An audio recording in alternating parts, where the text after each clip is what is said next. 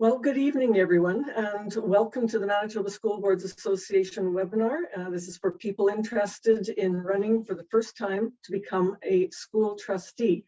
So I noticed that we do have a number of current trustees on here as well, and I was hearing from some of them. Perhaps it'll be a good refresher, but it's certainly nice to see a lot of new faces here and new names. My name is Janice Arnold, and I'm Director of Governance and Professional Development Services at the Association. So I'm going to be kicking off tonight's session and covering the structure of the Manitoba school system, some of the applicable legislation, requirements to become a candidate, and some key board responsibilities. Please keep in mind that this is a webinar that's aimed for those who have never run before. So both me and my co-presenters, who I'm going to be introducing later, will be approaching this presentation from that position. So I'm sure some of the information for any seasoned trustees will not be a surprise, or I hope it's not. I'll just say quickly, taking over from me later for the second part of the webinar are Sandy Nemes, trustee at the Louis Riel School Division in Winnipeg, and Floyd Martins, trustee for the Mountain View School Division up in Manitoba's Northwestern Parkland region. They're both long-serving trustees and at times have been chairs of their respective boards. So they'll be speaking later about the work and sort of the point of view of the individual trustee, but I'm going to let them expand further a little bit later.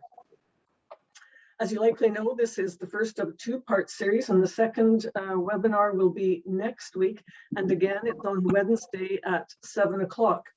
So here's just your first little tip. If you are considering becoming a school trustee, we are holding this webinar at this time and for this amount of time, as it will give you a good indication of whether this is something for you. I'm just going to mute someone there. That'll work better, I guess. So yes, it'll work better for you as this is likely when a lot of school boards have their board meetings. So it'll be during a weeknight, possibly around 7 o'clock and for a couple of hours, but I'm going to let Sandy and Floyd talk a little bit more about the time commitment in general. Just to let you know, we are recording this session. We have had a number of people say that they couldn't, pardon me, make the session. So if you want to listen to it later yourself, you can go on our website, which I'll be showing you in a moment, and you can tune in if you've missed any questions or want to refer back, or if you'd like to pass it on to someone else that has missed it. For the second session, the speakers will be addressing more specifically how newcomers to Manitoba and some of the underrepresented groups can become involved or run for trustee. And if that's not the case for you, you may still want to join next week's session, as they'll also be speaking about using social media in your campaign fundraising, and campaign strategies. So for tonight, we'll each go through our presentations, and it looks like quite a manageable number here. So we've disabled the chat now. It just sometimes interferes if I'm trying to look at the chat and trying to present and going on. So it's disabled for now. But as I go through my presentation, if you want to just take note of your question, I'm going to pause after my portion. It's going to be maybe half an hour or so. I'll pause after my portion and we can address those questions. And then I'll turn it over to Sandy and Floyd. And again, they can perhaps either take questions during or at the end.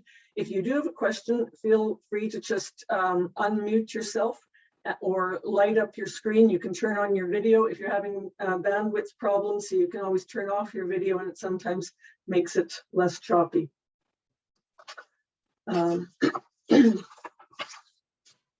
So one last point before I get started there are many good resources on our website, and I'm just going to stop this for a moment and share a different screen with you. This is our website, and if you look here, this banner or this first section here, you can click on this link. I think you can see here, it'll take you to our election page.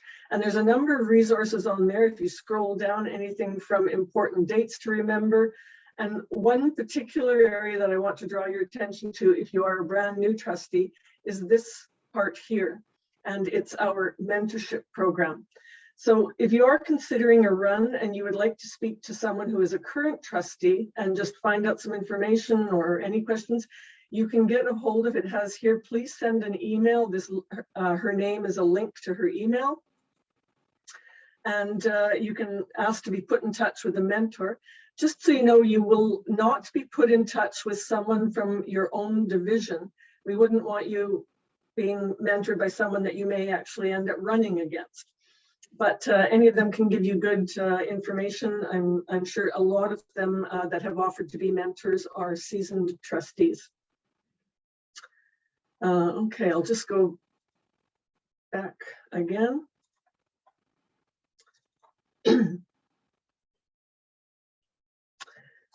And there we go. Okay, so a quick overview. I'll be speaking again at the end about where you can get more information and that I just showed you from our website. So if it goes too quick, I'll come back to that at the end and possibly add some information. And tonight I'll be covering what boards do and more.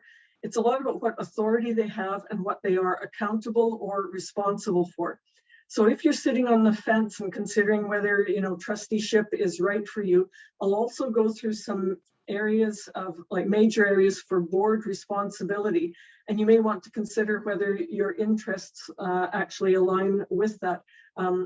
It's interesting people's perception when they come into trusteeship of what they'll actually be doing. And the last section that I'll look at is some very particular things just on how to get nominated and applicable legislation. So how to become a candidate, filing your papers, nomination dates, and some of those important things to look at. So in Canada, the public education system is a provincial responsibility. So what works in, for example, Alberta or Newfoundland might not be the same in Manitoba. But in Manitoba, as in most other provinces, the province or the government delegates the responsibility to locally elected school boards. Technically, there are 38 school boards in Manitoba that are operating under the Public Schools Act, or you'll hear us speak often to the PSA. And one of those boards actually is appointed rather than elected, and that's the Manitoba Institute for Trade and Technology. Two other divisions, the Division Scolaire Franco-Manitobaine, or DSFM, and that's the French one, and Frontier, which is probably the largest one geographically. They have pockets all over Manitoba and especially in the north. They have some special election provisions. So if you go on our website and that's the area that you're interested in running, there's special links there that will take you right into their website, and the division office can help you more there. Provincial legislation, which is primarily, as I said, the Public Schools Act, is a piece of legislation that you'll hear referred to many times, and it provides the framework for school board operations and details all that school boards must do, what they may do, and in some instances, how they must operate. The PSA and the Municipal Council's School Boards Elections Act, that governs the school trustee elections and includes candidate eligibility and nomination and election procedures. And a link to that legislation can also be found on our elections page, and speaks very specifically about things such as the nomination process. It lays it all out quite nicely there. But there's other relevant legislation. It includes the Education Administration Act, the Employment Standards Code, the Labor Relations Act, the Provincial and Federal Human Rights Codes, and more. And there's some other pieces of lesser legislation, but the point that I want to make is that it's not just you and your board making decisions for your division. These pieces of legislation, they govern much of what you do, and it may not be a choice or a decision for you and your board to make. So just pointing out that, for example, the government is just one of your bosses, and they may make some of those decisions for you and your students. So accountability, a little bit more on that, pardon me. Under the School Boards Act, school boards are responsible for the provision of K-12 education in their communities, but with responsibility comes multiple accountabilities, if you like. So school boards' authority is delegated to them by the provincial government, so they are also accountable to the government and how that authority is exercised.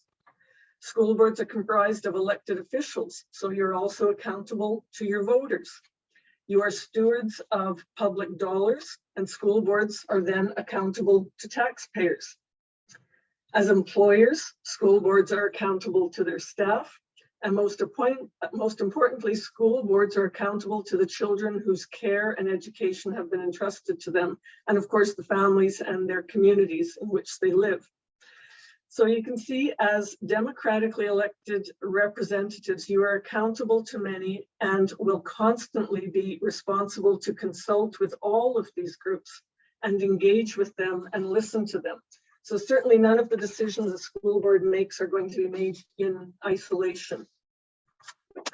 There are many, down there.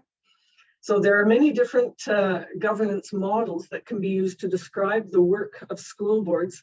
And I will say that not every school board within the province uses the same governance model, but whether they use one or another, these are the areas of the key work of a school board. And they really fall into one of these three areas. So if you look on the upper left side there, trustees and boards are leaders in the school division. They're responsible for articulating and applying the community's vision and values when it comes to public education. The school board develops policies and undertakes planning to help move the division towards their vision.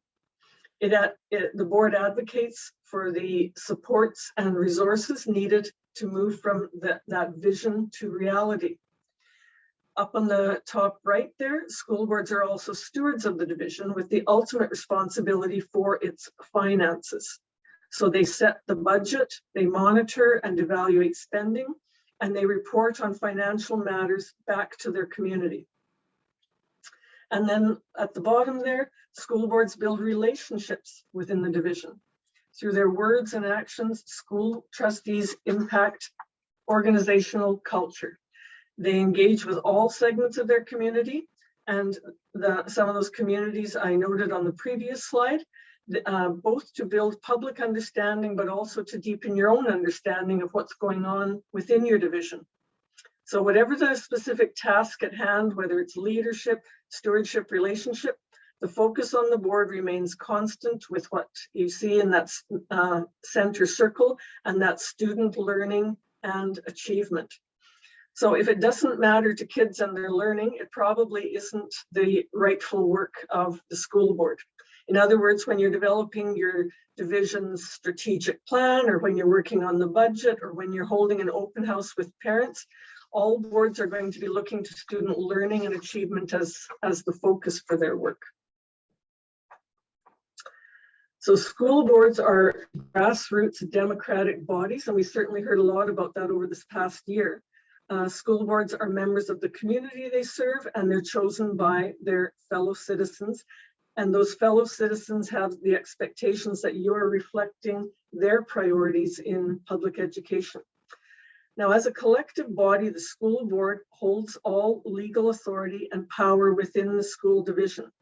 The board exercises that authority through the decisions that it makes at school board meetings. So the daily running of the division, however, or more the operational or administrative side of things, the board then gives authority to its senior administration.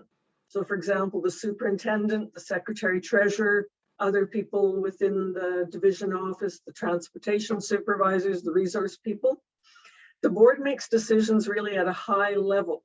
So I'm going to give one very quick simplistic example. The board may decide we need to provide for safe transportation of all the students within their division. And that is the direction that they give to their administrative staff. But then they will give authority for things like figuring out bus routes to the transportation supervisor. And they do not make specific decisions on things like transportation routes. So think of it that way, and what the reasons that you're thinking about becoming a school trustee and what decisions you think you may be involved in.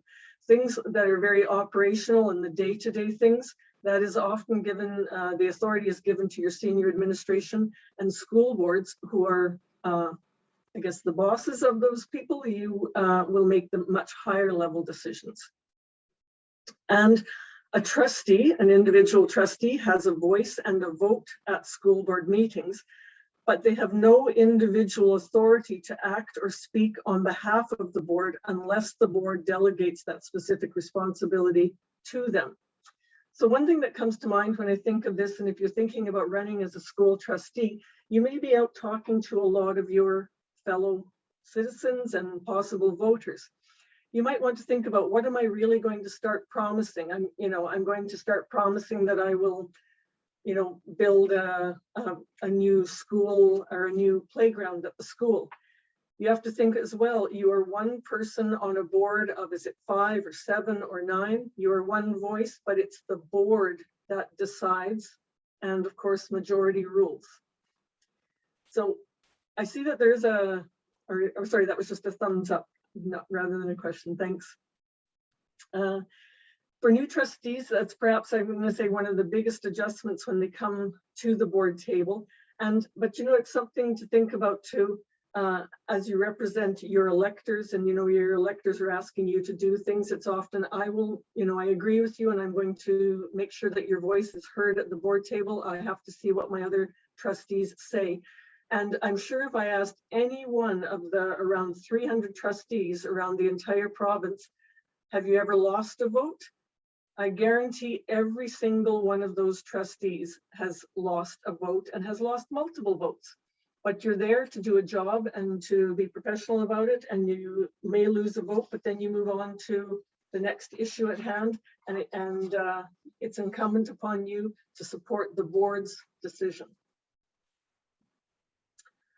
So the board's role, we have different reasons, as I said, for serving on a school board, and some people's motivation is children in the classroom. School board's decision, they impact children's education and their lives and help shape children's future. Others, they serve because they know that strong school boards contribute to the economic and social strengths of the communities, and they want to play a role in building that strength. And some trustees serve because decisions about the school board and education affect everyone, and they believe that local communities need to have a voice in those decisions. So if you are elected to your division's board, I think you're going to experience many of those different views and many of those different reasons for running with the fellow trustees around the board table. So, but it can be a very positive experience, and debate and hearing other points of view is always positive too. So, becoming a school trustee. These next few slides, I'm going to turn to some of the more technical and legal pieces of running for a trustee. So, the basic eligibility requirements, they are there up on the screen. And candidates must be Canadian citizens who are 18 years or older as of election day, October 26th, this year, 2022. They will have lived within the boundaries of the school division or district at least 6 months as of election day. And one question we get asked all the time is, must you live in the ward in which you want to run? And the answer is no. You only have to live within the division, and then you can run in any ward within your division. So you may live in Ward 6, but you want to run in Ward 1, that's allowable. It should be noted as well that the wards, they really only serve a purpose for elections. After that, you need to shift your mindset. After you're done your campaigning, and if you've been elected, you need to shift your mindset that you are there to represent the entire division and not just the interests of, say, one school or one ward. So you might end up going to meetings in a different ward. You might end up having a question from a citizen in a ward that's far away from yours. You are there to represent the whole division. There are two other pardon me, noteworthy points. First, where you run it may differ, where you run differs from the requirements for municipal elections. So you may recall that I mentioned there was an act at the beginning called the Municipal Councils and School Boards Election Act. It does specify information for both there, but that where you live, it differs for the municipal election. So non-resident property owners can run for office, and that is not the case for school board elections. All candidates must be actual residents of the division or district. And second, anyone elected as a school trustee must remain a resident of the school division or district while they are in office. If they move beyond those boundaries, their seat is declared vacant and then a by-election will be called.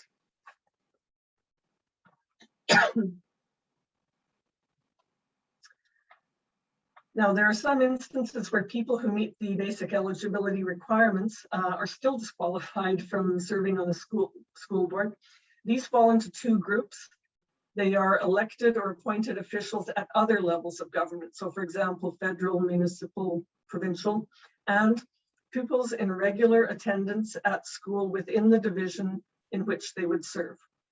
So employees of a school division or district, they can run for school trustee or division or district in which they work, but if they are elected, they are going to be required to take an unpaid leave of absence from their job. So, now I'm going to go through, or I've gone, I guess, through a number of positives. This is how you do it, and this is, you know, how you become. I spoke about being nominated. I'll speak about that in a moment, and perhaps the motivations or pardon me, challenges. But I would be, I guess, remiss if I didn't mention a few technical points that you should be aware of. There are circumstances beyond, for example, death or resignation, where a trustee's seat is declared vacant. As already mentioned, a trustee needs to continue to live in the division or district that they serve. So if you're seriously thinking about moving in the next short while, you may want to reconsider running for office. Unless it happens in the final year of a trustee's term, so the terms are 4 years, a vacancy on the board will trigger a by-election, and that comes at a cost to the division and the community.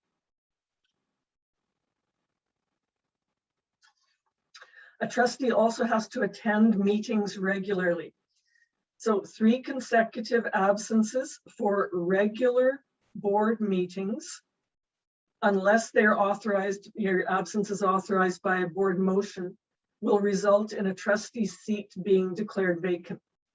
So some boards, they will meet on a monthly basis, but others also meet bi-monthly. Now, also take note, most divisions have enacted bylaws that allow trustees to attend via electronic means. So for example, as we're doing here, Zoom or a conference call, but even then, trustees have to be physically present at least one meeting, at a meeting at least once every 3 consecutive meetings, regular meetings. So if your division holds regular board meetings once a month and you are not physically present in that boardroom for 1 or 3 consecutive meetings, your seat can be, or it will be, declared vacant. And it's actually not up to the board, that's just legislation. Your seat is declared vacant at that point. Remaining a school trustee, a second part. So finally, there's a few specific legal situations where that can lead to a trustee being disqualified from holding an office for a period of 4 years. And that's if there's a violation to any part of the Public Schools Act, a conviction of an offense punishable by a sentence of 5 years or longer, or conviction of an offense under the sections of the criminal code, such as a breach of trust by a public official or selling or purchasing an office. I think that's fairly straightforward and probably makes sense, or it's common sense. I probably don't need to get into that. But keep that first point in mind for a few moments as I'm going to get back to it. So also remaining a school trustee, some of the most common questions about school board service, they relate to conflicts of interest or codes of conduct. So conflict of interest is addressed in the Public Schools Act. I noted the sections there if you're really interested and wanted to look at it. So conflict of interest in this context, it relates specifically to direct or indirect pecuniary interests, which means in just layman's terms, monetary or financial interests. It can be real, perceived, or potential, something that clearly falls within the definition contained within the PSA, and something that many or most people would perceive as a conflict, and something that might develop into a conflict down the road, need to be noted. Conflict of interest provisions prevent a trustee from participating in the discussion or the vote on a specific matter in which they have an interest. So let's just say, for example, you are tendering snow removal from your schools and you happen to be one of the companies that owns a snow removal or has a snow removal business. Obviously, you are not participating in any of those discussions or votes.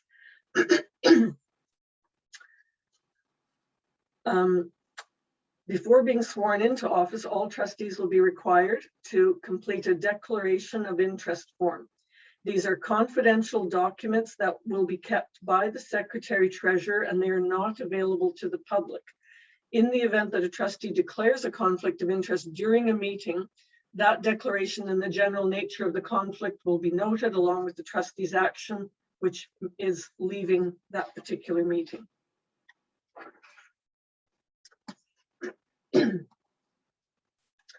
Then there's also a code of conduct, and if you want to look into that, it's a small section 35. The code of conduct provisions are broader and more vague than those for the conflict of, for the conflict of interest. This code is individual for each board. So the code of conduct in River East Transcona may look completely different than the one in Mystery Lake. And it's contained within the board policies. So if you wanted to go and look at your own, you can easily find that on their divisional website. The parameters that guide the policy, however, are set out in the Public Schools Act, Section 35. Codes of conduct, they outline expectations for trustee behavior at the board table and interactions with other trustees, staff, and the public. And codes also set out the process whereby the board may sanction an individual trustee who violates the code. Sanctions in legislation, they range from a public censure to suspension up to 3 months, but there are also sanctions that may be contained within your own divisions and with your own board's specific code.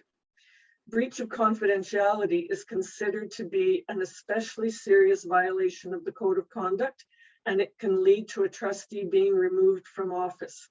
So that's what I was going to say. Now think back to the slide where a trustee being disqualified from office for violating a provision of the PSA. That's one of those times.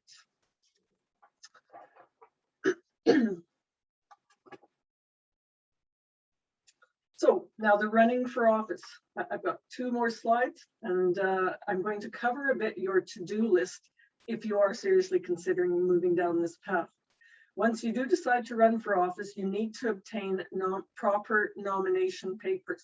And for that, contact your division, your school division office, and find out where to do that. Often what you can do is ask if they have already appointed for this election a senior elections officer. And that person, or perhaps the Secretary Treasurer, will be able to provide you with or tell you where you can get the nomination papers. When it comes to the actual conduct of the election for your division, so I'm giving you some basic ideas, and Floyd and Sandy in a moment will give you the ideas of the work, but more for the actual parameters with which you can run your campaign, it's best off to contact, as I said, the local school division and ask there, or also speak to their senior elections officer. But you do need to, on those nomination papers, obtain the necessary signatures, and that would be 25 individuals or 1% of the electors in the ward in which you're running, whichever is less. And then when collecting signatures and submitting your papers, there's a few things to keep in mind. Make sure that everyone that signs your papers is a qualified elector or voter in the ward in which you are running. That is that their name appears on the voting list for the ward, and you can sometimes obtain those voters list as well from your division office and from the senior elections officer. Once the nomination period closes, election officials, that'll happen after that you can get the voters list. Once the nomination period opens, not right now, it's going to come in September, they can provide you with a copy of that voters list. And here's a good idea is collect a few extra signatures just in case someone that you thought was qualified is not, and don't wait until the last minute to submit your papers. That way, if it turns out that you're short a few signatures, you have time to collect them before the nomination deadline. Nomination papers can be filed from Wednesday, September 14th to Tuesday, September 20th. That's also on our election site. And it's during regular business hours and at the designated location. And don't assume that someone else can drop off your papers. The legislation allows local election officials to determine whether or not the nominee has to personally file the papers.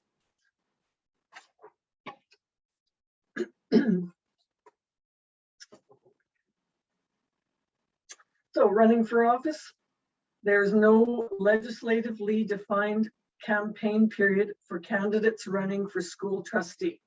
So you can start talking to people even now. Campaign contributions and expenses are not legislatively regulated, and candidates are not required to file an audited financial statement. Contributions made to a candidate are not tax deductible for the contributor, and funds expended on the election are not tax deductible. The conduct of the campaign is at the discretion of the individual candidate, and traditional campaign tools such as pamphlets, lawn signs, door knocking, they've been joined now, of course, by social media tools such as Twitter, Facebook, blogs, as a way to share your views about public education and learn about your own community's views. In some divisions, parent councils or other organizations, they hold all candidate forums, and they'll give you a chance for your voice to be heard. In the webinar next Wednesday, a week from now, they'll be covering more information on social media and fundraising. And one special note about campaign signage, most municipalities, they have bylaws that govern where and when campaign signs can be posted and their content. There are also restrictions about posting signs in the vicinity of polling stations on election day. So make sure that you know the rules before you print or post them. Okay, so this last bit here, at the beginning I spoke about the key work of school boards, leadership, stewardship, relationship. But to find out more about the work that you're actually going to be doing as a school trustee, I'd also suggest go to your division website and check out things like your board's strategic plan or their continuous improvement plan. It'll show you the things that the boards are actually working on, and perhaps it'll give you a taste of the priorities or things that they have designated as priorities that they want to be working on currently. So, and as I said a couple of times, for specifics on running for office, your best bet is to contact your local school division office, and you can ask them about local election procedures. As I said, it might differ. If you have questions about obtaining or filing the nomination papers, voters lists, polling places, the stations, or anything specific to the election in your division, contact the division first and perhaps your senior elections officer. If you have the general questions about conduct of school board elections, the work of the school board, the role of school trustees, you can visit our website, and it was there earlier. It's www, of course, mbschoolboards.ca. We do have an online publication, School Boards and Trusteeship in Manitoba, that's found on that elections page. And it provides a good overview of the place of schools in Manitoba's education system. And you can also search our site for our handbook, the board member handbook, if you just put that in the search area. That gives you a more in-depth look at the work of the boards. And this website also lists contact information for all the Manitoba school divisions, including the divisional websites. So, you know, I'm going to go out of this again quickly and back to my,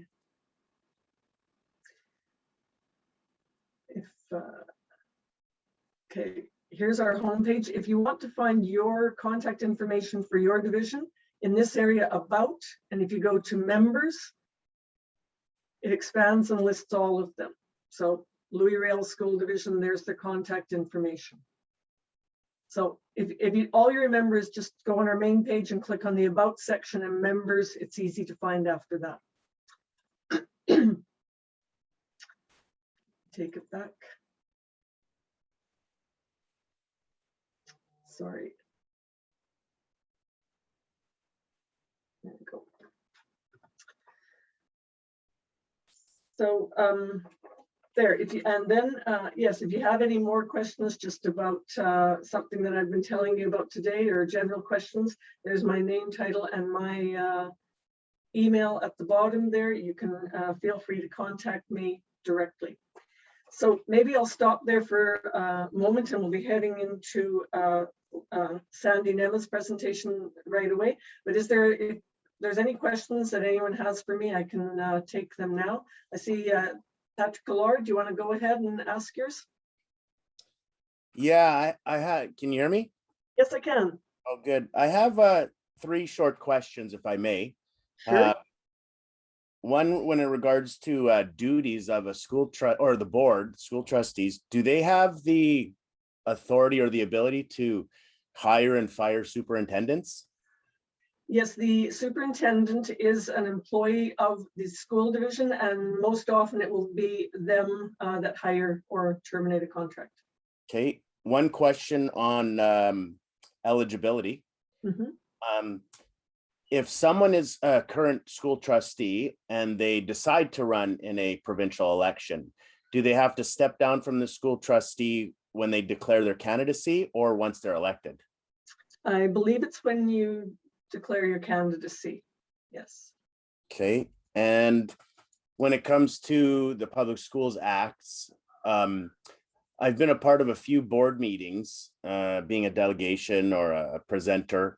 Mm-hmm. I noticed at least in Winnipeg School Division board meetings, there was no opportunity to ask questions of the board members. They could only ask you questions if they had any. Is that something in the School Boards Act, or is that just the way Winnipeg School Division runs their board meetings? I will say that every school division can set their own policies, and most school divisions will have a policy or an administrative procedure around delegations. So, and they do it differently. So it's hard to answer in general. So it's probably best to look at their policies or administrative procedures. I do know that a lot of boards, what they do is they will possibly take a question, but they will often not answer right there at the moment, because they often feel that things are answered in haste, or perhaps, you know, another person answers, you know, incorrectly, or they're not there. So they will often say that we will get back to you with that, and they will answer you after the fact. I know that's a practice of a lot. Okay, thanks. Sure. Anybody else?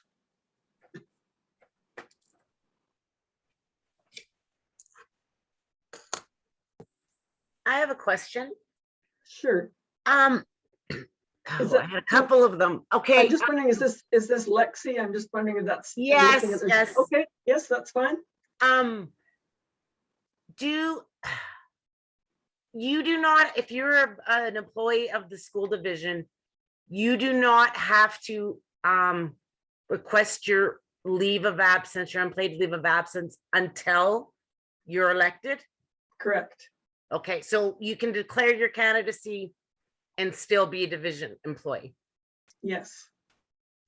Okay. My other question was with the wards. So let's say I receive 25 signatures on my nomination paper, and I'm running for, I don't know what our wards are called, but Ward 1. Sure. And then I find out that I have competition running for Ward 1, but Ward 6 has no candidate. Can I change wards using the same nomination? Oh, no, I'd have to get the different nomination papers, right? That's correct, yes. Right, okay, because it has to be people on the From voters within your list. ward, yes. Okay. Okay, and then what if you find that out, like right around, like, when do we find out? You If we may have not, you may not find out until the 11th hour, because someone could possibly file papers at, you know, at 4 o'clock on the last date, and there may be, but let's suppose there were 2 of you running in one ward, and they're in Ward 1, and there was nobody running in Ward 6, and it was, and they never had a candidate there. It can be up to the board. They will seek out someone to represent Ward 6, and because you showed such an interest, they may approach you to serve in that area, in that ward. Okay, thank you very much. Sure. Shannon, I see a hand up. Yes, thank you. So well, pre-COVID, I spent a lot of time in schools volunteering and being really hands-on in schools. If I was to run for school trustee, would I need to step down from any roles that I hold on parent councils, or is there any conflict of interest with any of that type of work? You will have to refer to your own division. So this is what several divisions do now. There's nothing in legislation that says that you can't serve on a parent council and on a school board.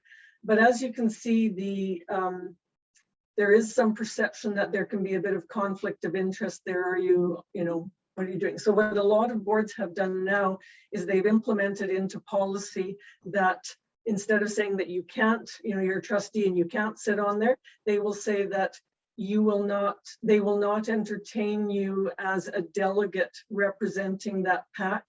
And, you know, they may ask you to recuse yourself from any discussions, let's say about a playground or something like that. So you would have to refer to your own, and it would likely be under their code of conduct. If there is something there, a lot of boards are implementing something along that line now. So legislatively, you are allowed to be on both, but it creates some difficulties with regard to perception of conflicts. And that would go for holding us like a position on that parent council, or just sitting as a director. It would go for both. Both, yes. Okay, thank Well, you. and that's if it specifies that, you have to look at individual boards, yes. Raylene? Oh, you're muted. There we go. Just kind of spitballing off of her question on the conflict of interest part of it. My husband is on a council of an RM.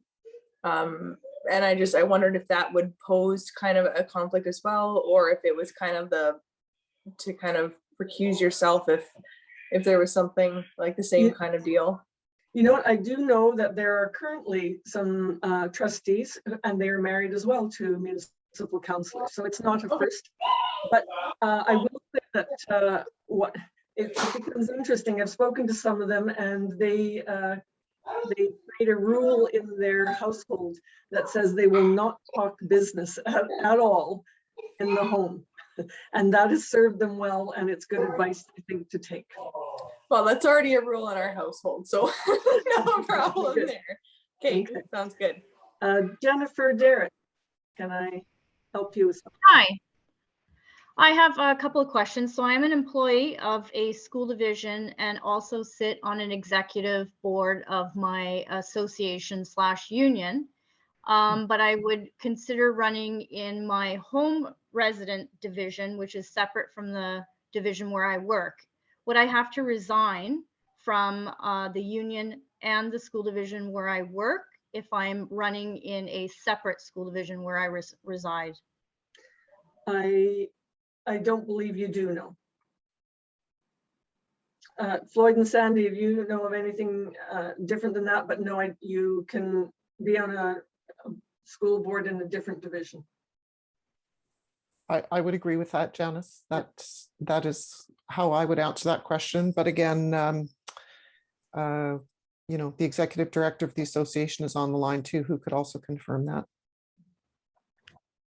It's Josh Watt here, and yes, you're perfectly fine to run in a different division and retain your employment and be represented by Manitoba Teachers Society or whatever bargaining unit as a support staff you might be a member of.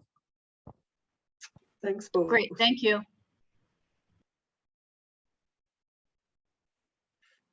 Hello. Yes, Anne? Hi, I have a quick question. What about if you work in the school division, but you're not kind of directed in the school division? I work as a custodial aide, so I'm not like a teacher or teacher's aide or anything. If I was to run for a school trustee, does that mean I would kind of have to leave that division, or can I still kind of keep my kind of like evening job? No, you can't. You would have to resign. Okay.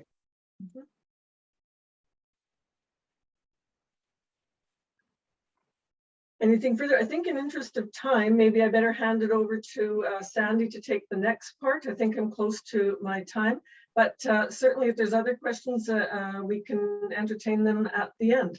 So Sandy, I'll let you come in next, and I'll let you introduce yourself. If you want something more, you'll see Sandy's name and Floyd's name in their respective school divisions at the bottom there. Thanks, Janice. Actually, Floyd is going to start things off for us, so I'm going to just redirect it to him. Okay, and Floyd or Sandy, you can let me know when you like to advance the slide. Okay, we'll do that. Thanks so much. It's great to see so many people on the line today for this. I'll try my best not to cover some of the areas that you've already mentioned. Janice, there is a little bit of overlap, so apologize for that if we do that. School trusteeship in Manitoba really depends in many ways on where you live and what school division you're elected in. And so that exists because of the local communities, cultures, practices that exist across the province between communities and school divisions. And so we're going to provide, Sandy and I are going to provide you with some general things, but you need to keep that in mind in that if you're looking to become a school trustee, it really becomes a lot of what happens within your school division, the school division that you're running. And that will make a difference about some specific things. So getting to know your board locally and your school division, if you're running to be a trustee, would be really helpful. Now, there's some things we're going to talk about which are based on, we kind of outline this as being things that we wish we knew at the beginning when we became a trustee, or things that we think are really valuable to know going in if you're going to run and be elected as a trustee. And so the first one is the board and superintendent and the oversight, operations, roles and responsibilities. And so that's the first one that we want to address. So as a trustee, and you can go to the next slide, Janice, the first one. As a trustee, you're a member of a board, which was mentioned earlier. And sorry, go back one. Sorry, I'm just, okay, there we go. There we go. The only authority you have is as a board and through the board decisions. And as was mentioned, you don't have power as an individual trustee, but you do have a voice at the board table. And it's to provide perspective and oversight and governance. And boards set policy, strategic direction, develop annual budgets, direct the work of the superintendent, who's in most cases the one employee for the board. The superintendent's really responsible for the day-to-day operations of the school division, which include directing the work of the division staff. They're hired for that purpose and are accountable to the board. And the specific role of the superintendent will vary depending on the nature of the school division. However, the board is there to provide oversight and is responsible for the evaluation of the superintendent and their work in carrying out their responsibilities. It's not the role of the board to do the work of the superintendent. And in many divisions, you'll find distinctive roles for each. For the board and for the superintendent, some will be very spelled out. You'll often define who's responsible to make what decisions. which decisions has the board delegated or authorized the superintendent to make? Which ones does the board need to be aware of? So the superintendent may make them, but they need to inform the board. And which ones does the board need to be making? And so they need to be involved in that decision making. There are variations of that across the province. So looking at what your school division does is really important and how that works. As trustees, you need to be aware of the role of the superintendent and the role of the board in order to carry out your part of governance. Again, it will vary, but there will be a number of factors that are really important there about what the role of the board is and how that relationship between the board and the superintendent work. The board is often a governance board that delegates certain responsibilities, and yet those responsibilities, there's accountability for them. And divisions, once decisions are made, they communicate that through the board chair. The main role of the board is to provide that guidance and direction and decision-making on those things that are up to the board to make decisions about, also to connect with and liaison with your community, which we'll talk about a little bit later. If you go to the next item, the Public Schools Act, and Janice went through that. The governance role is really directed by the Act and by board policy. And we've talked a little bit about some of the areas that are in the Act and what the Act provides. Everything from board size, the number of trustees that can sit on a board, general guidelines about school board meetings, the role of the chair, vice chair, code of conduct, conflict of interest, which was mentioned, the duties and responsibilities of school boards on a very general basis. Some of the Act includes policies the board needs to adopt, speaks to the powers and duties of the superintendent, secretary, treasurer, principals. A lot of generalizations about those. Your school board will take those and incorporate them into policies, which have likely delegated responsibilities to staff in a number of them, as I mentioned. That's part of taking the Public Schools Act and putting it into a manageable policy framework for the school division. As a trustee, you're elected and as such have rights and responsibilities that the Act provides. There's latitude in a number of areas. Boards can make decisions, set directions, etc. But there's also some restrictions, and it was touched on, but I just want to stress the point that you must adhere to and comply with legislation. It's one of those required things. A board has to follow the Act and the legislation that's duly passed by government. It doesn't mean that you only do that when you agree with it. It doesn't really matter whether you agree with or disagree with any particular piece of legislation or directive from the Minister of Education. Your responsibility is to abide by it. Educational governance is ultimately the responsibility of the Minister of Education, who has certain powers outlined in the Act as well. And there are many areas where the minister is given authority to school divisions to act, but some are retained by the minister or require ministerial approval. And so the minister can step in and overrule a board if it's not compliant with legislation. And that includes removing boards and placing public trustees in place to govern the school division. So it's really important you understand the significance of the Act. That's really important to know because going in as a school trustee or as a board, there may be things that you want to do or you want to change about education, but you always need to comply with legislation. And so knowing your role and knowing what authority you have as a board helps navigate those issues that might arise. The next one, I just want to touch on in-camera discussions. As school boards make decisions at a board table, they do it in public by motion, which becomes part of the public record of the school division. While not all decisions are in public, decisions and motions are part of the minutes of the board and available to the public.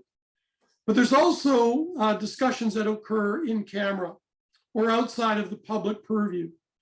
And those in-camera discussions are highly confidential. They cannot be shared with anyone or discussed with anyone other than when you're in camera. And typically they involve matters that are personnel related. regarding staff members or students, and as such are not available or open to public discussion. Most boards will have an in-camera portion of their agendas to deal with any matters that might arise like that. Sometimes there are in-camera discussions about issues that would be on the regular agenda as well, but some details remain in camera as they affect or about personnel. And of course, protection of privacy and so on is something, the legislation that we're also governed by. Those discussions do not have minutes attached to them. And again, if discussions lead to any kind of decision or action, then, and a decision is required, the decision will be made in the public part of the meeting and voted on in that context. The next item that we want to address is public debate and decision-making. As a trustee, you're able to share your perspective and can vote on motions at the board table. And boards will adopt a rules of procedure for their debates, which may be very formal or less formal. And again, depending on the board, the rules of procedure may include the number of a number of areas, everything from how agendas are prepared, how motions are made, bylaws, length of debate you might have to speak to an issue, public engagement, how delegations are handled, and so on. That goes back to one of the questions that was asked earlier. And during the debate, each trustee is able to share their perspective based on the parameters of the board's procedures. This is the opportunity for your voice to be heard. And after the debate is concluded, every trustee is able to cast their vote. The decision, regardless of whether you supported the decision or didn't support the decision, even if you voted against the motion, at the end of the day, the decision of the board is the decision of the board. And it's something you must support as it's the will of the board. It's the board collectively that has decision-making authority. Now, there may be opportunities for you to reconsider decisions that are made, but each board will have a process for that should that arise. Undermining the decision of the majority of the board may be appealing if you felt like the board made the wrong decision, but it's the board that has the authority to make it. As an individual, you do not. And because you don't have the authority, your opportunity to influence the direction or decisions of the board occurs during the debate. It's in public so people can hear and maybe see you present your position on an issue, but the board is the governing body. And that's an important component to school boards and their function. It's really tempting to bring what might be on my agenda to the table. But if the board doesn't support a direction, that can be frustrating. I've seen trustees who come to the board table, they've been elected, they come to the board table, they have one specific agenda item that they want to address while they're there. However, if they're unable to convince their colleagues around the table that a certain direction needs to be adopted, it can be frustrating. And so you need to know going in that it's really about making sure that you are able to influence and trying to influence the board, but it comes through debate. You may be successful, you may not be successful in that, but the role is always much larger than just the one issue. You always need to remember that the board ultimately decides. And the fifth one I want to touch on is trustees are politicians. You may or may not see yourself as one when you decide to run as a school trustee, but by being elected, you in essence become one. That means you need to be mindful that as an elected person, you now have the responsibility of an elected person. You've taken on the responsibility of a school trustee. And at that point, you need to set aside some other interests that might be competing as you take on that role. Being a school trustee means that's likely the first hat that you should be wearing when you come to the board table. It's not as a parent, even the parent of your children or your school or your particular community, nor is it political party or community organization. It's as a school trustee representing all of the students, all of the communities within your school division. You simply need to be mindful of that because depending on your circle of friends and relationships and community, it can mean some change for you. If you have friends that are teachers, for example, you may need to keep that in mind when you become a school trustee. Some discussions may need to be set aside. You may be seen differently by your school, the school your children go to, because you're a trustee now. It happens whether you want it to or not. We talked a bit about, it was asked about student school parent councils, and separating yourself from those a little bit might be important. And again, depending on the makeup of your community. I come from, in Mountain View School Division, I come from a small community in Roblin. And so you get to be known within your community as a school trustee. You're now a political figure, and people in your community at your grocery store, whether you're picking up your mail, may approach you as a trustee, and the concerns and the issues calling you at home, those kind of things, that just becomes part of the role of a trustee. The point is, you just need to be aware of this dynamic going in. It helps you to know that there could be changes for you as you now become a political figure. It affects other things. It can affect what happens when you go into the school where your kids go to school. You can be seen differently because now you're a trustee. So just something to keep in mind. Sandy's going to touch on some other things, and I'll turn it over to her. Thanks very much, Floyd, and good evening, everybody. I'm glad to see such interest in becoming or making an informed decision as the time will arrive that you may or may not choose to go after seeing your name on the ballot. So I'm glad that you see this as a good investment in making an informed decision. So picking up where Floyd left off and rounding things out and talking about things that we thought you should know as you're starting down this road is kind of a segue where Floyd just left off, which is that trustees are the voices of their community at the board table. And there are times when, you will hear competing and contrasting voices, and Floyd just alluded to that. But at the end of the day, you bring the voice and the wishes and the needs and the desires of your community to the discussions, but consider what is best for the entire school division when you're making decisions.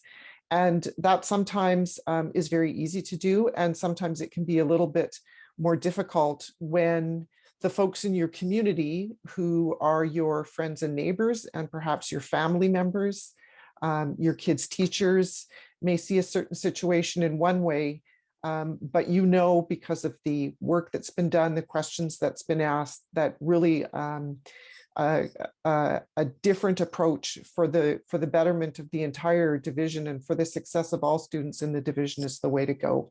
So, that's certainly something to think about. Next slide, please, Janice.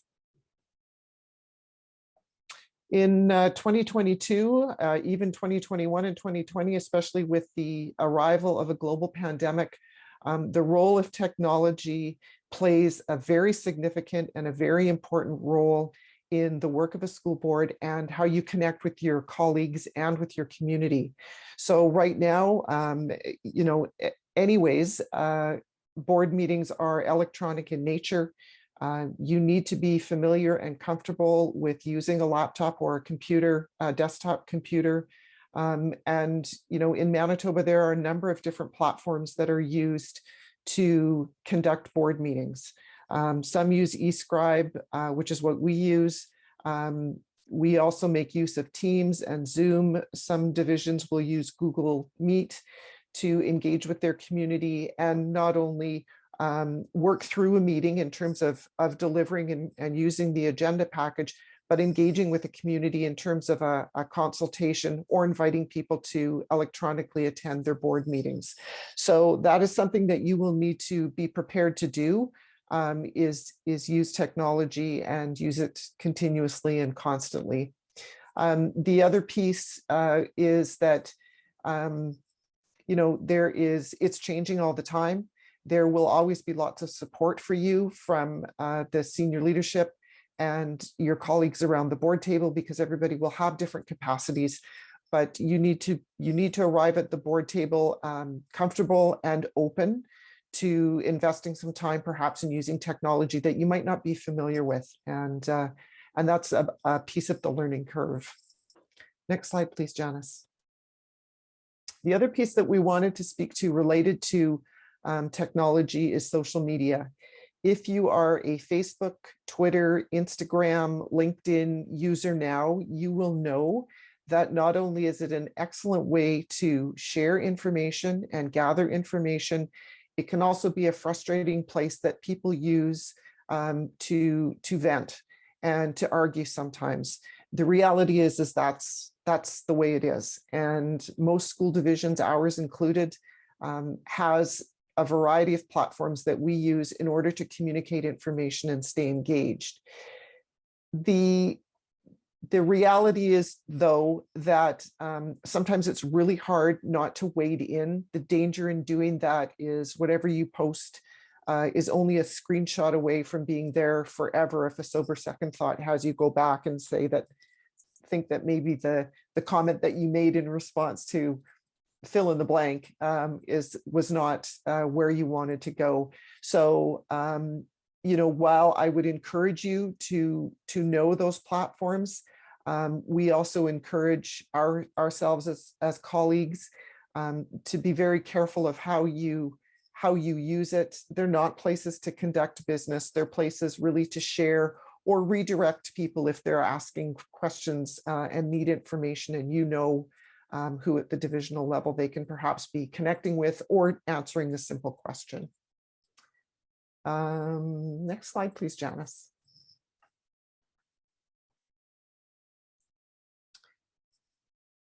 One of the things that I've appreciated is the amount of professional and personal learning and development opportunities that there are open to us as trustees, depending on where we're at when we arrive at the board table, because right now you just don't know what you don't know. And you can spend a lot of time upfront invested in learning by visiting the Manitoba School Boards Association website, as Janice suggested, where there's a wealth of information, by reading the Public Schools Act, which is an onerous document, but a very, very important one. Certainly by attending public meetings in the division that you think you might run in, and just visiting your school division's website to see where they're at with their strategic plan, what their priorities are, what types of conversations they're engaged with right now with their community. There is a lot to learn. There's a lot to learn. And you will arrive at the board table facing a very steep hill of learning. But the good news is there's lots of folks that will support you and lots of opportunities to engage and learn. So I would encourage you to sign up for a mentor, as Janice has talked about already. Take advantage of opportunities to engage with current or former trustees and ask questions. When the time comes, if you do arrive at the board table, the Manitoba School Boards Association offers lots of professional development and learning opportunities. Your school division will onboard you with all sorts of support, as will your colleagues when you arrive at the board table. And you'll have to invest some time in getting up to speed on a regular basis. So right now, what you can do in advance is attend board meetings, read board minutes, follow your school division on social media, and visit their website and engage with the trustees that are on the board right now and ask them questions. The last comment that we wanted to, or the last topic that we wanted to spend some time offering some perspective on, is the time commitment that the role requires. Because there is a perception that being a school trustee is almost like a full-time job. And it is not. However, the time that you have and the time that you want to commit are really worth considering before you put your name on the ballot. Most boards have meetings, regular meetings twice a month, sometimes are one a month. You will receive a board package in advance. So for example, our board meetings are the first and third Tuesday of every month. We have a board package that arrives Friday late afternoon that we need to work with and prepare for. You'll have, so there's prep time. You may also be on a board or a school division committee that will also, and again, that's depending on the makeup of your board. Right now, our board does not have any standing committees. That's a recent change that we made for specific reasons. You'll be invited to school events. Some of those are during the day. Lots of them are in the evenings. None of them, very few of them are on the weekends, unless it's a sporting team that's made it to a provincial final or something. And, you know, those are Saturday or Sunday games. So, you know, and there's of course no shortage of opportunities for reading and learning. So you do need to think about the time that you have, but you will very quickly see that in a room of 10 trustees, they define the role differently, and they all approach it in terms of time commitment ever so slightly differently. And that can be based on what they've got going on outside of the work that they do as an elected trustee. So again, you know, reach out to your board, to the trustees that you know, or you know, ask the questions and try and get a sense of how that works. I work part-time, and I'll be honest with you, I'm glad that I do. So I have the flexibility, and I can attend school events during the day when they come up. Again, it's kind of about how you see your role, and it takes me 20 minutes to get to our board office for meetings. Probably not the case for Floyd or for some of the trustees that are outside of the city. I'm going to turn it back to Floyd right away just to speak to time commitment from his perspective, and then offer some personal thoughts in wrap up. But I do want to leave you with a couple of personal insights that I think you may find helpful. I started attending board meetings in January of 2010 in the lead up to the fall elections that year. And I was motivated to do so because at the time I had 2 kids in middle school grades. And I was really curious about the policies and the procedures and the rules that we kept bumping into, either them individually as students or us as a family, and how often the school board was mentioned in having a key role in developing some of those policies and that we had to adhere for, and a lot of which I didn't understand. And you know, I started going to meetings just to better understand what this school board was and who they were, and you know, what their role was in my kids' education and the success that I wanted for them. And they were very eye-opening. One thing that became apparent to me very, very quickly was that there were no parents on our school board at the time, which has changed. And I felt that parent voice was missing, and that was one of the major things that I ran on. Is it the be all and end all? It is not, because an engaged trustee will quickly develop a network of, you know, parent voice in context of their whole community voice, and that is a voice that is valuable and will serve you well in terms of keeping tabs on you know, what people are thinking and feeling about what's going on. So I've been on the Louis Riel School Board now for 12 years. And it has been some of the most impactful, joyful, informative, frustrating experiences and years of my life. Insert any adjective in there or verb, and that's sort of what's informed it. And I think Floyd would agree that there's been a range of opportunities and emotions, and there are highs and lows, and there are some very, very, very difficult conversations. But there are also some incredible things that happen, and it's been my great pleasure to be a part of them. It's been overwhelming at times. I've been humbled, and I've been put in my place more than once. But I've also met some people that I now consider really good friends. So I'll end up by saying, if you believe in public education, if you want to affect positive change related to student achievement and success, if you are open to learning yourself and having your own perspectives broadened and challenged, and if you want to serve your community and be their voice in that service, you should definitely consider running. And Janice is going to share, it's on the screen now, our email addresses. I am more than welcome to have conversation with anyone who's interested, and you know, talk a little bit more in detail about anything that you might be wondering about. So thanks very much for listening. And Floyd, I'll turn it back to you. Okay, just for a couple of comments. I became a school trustee basically out of a desire to serve my community. And so 6 months after my oldest daughter, my first daughter, was born, I ran and was elected as a trustee. She turns 30 tomorrow, which is kind of, amazing in my mind that it's been that long, but I've served as a trustee all those years. And as Sandy has mentioned, it's been extremely rewarding. You gain lots of knowledge and skills and capacity over that time. You do have lots of challenging moments.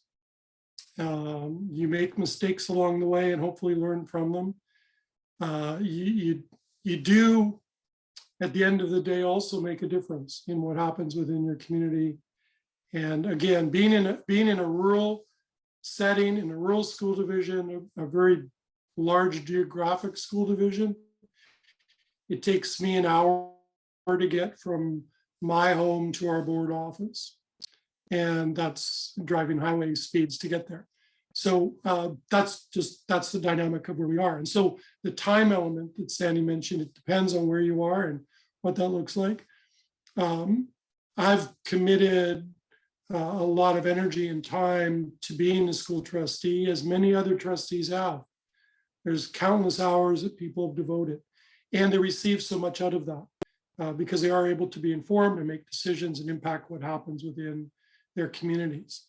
And you really do need that passion to be engaged and involved and serve the community you're in, because it really becomes about that. And that's what kind of keeps you coming back to the table. And it's certainly been something that's kept me being engaged in trusteeship. And so it's been very, very valuable, very rewarding to serve the community I live in and our school division. I'll turn it back to you, Janice. Okay, well, I'm just going to mention a couple of things on there. My slide, actually, I just realized that it had the nomination date there as September, I think 12th. It should have been the 14th, even if I spoke to it being the 14th. And also wanted to mention that we are having these 2 sessions now in the spring. People are starting to think about, should I, is this something I want to consider? We are going to have one more information session. Again, it'll be a virtual session on September 13th, so the day before. And we'll just be adding a little bit to this sort of the candidate information session. You will already, I'm sure, have declared your candidacy and done many things to try to get elected. So it'll be perhaps a little bit more in depth, and we're going to talk about what will be in store for you should you win.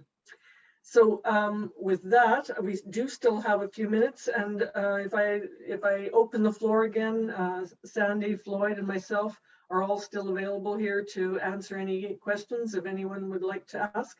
I see Shannon Hebert is going to kick things off, and then Patrick after. So Shannon, and maybe if you have a question for one particular person, if you can, Floyd, Sandy, or myself, identify them initially, or just throw it up to all of us. That works maybe better. Thanks.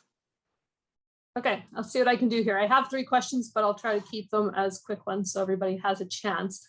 One, in terms of putting yourself out there now and talking to people, in terms of like creating social media for that or an email address, is there anything that's a good way to state that? Like if you're making an email address, like potential trustee or candidate for, like, because you haven't declared yourself as a candidate yet, right? So is there any particular wording you could recommend for how you put yourself out there right now?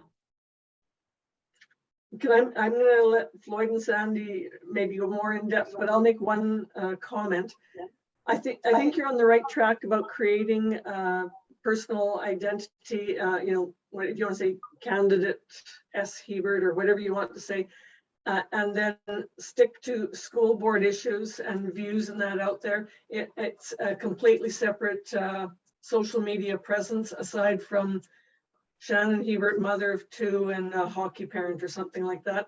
And that would go and continue as well when you are a trustee. Keep those 2 lives separate and those 2 accounts separate. Anyway, Floyd and Sandy, you probably have more to say on that. I'll let you give your view too. Go ahead, Floyd.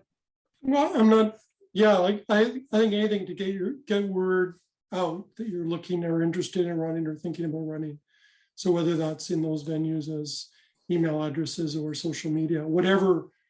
Again, making the focus being potential trustee, you're looking at running, you're interested in running for the position. That's what kind of suggested.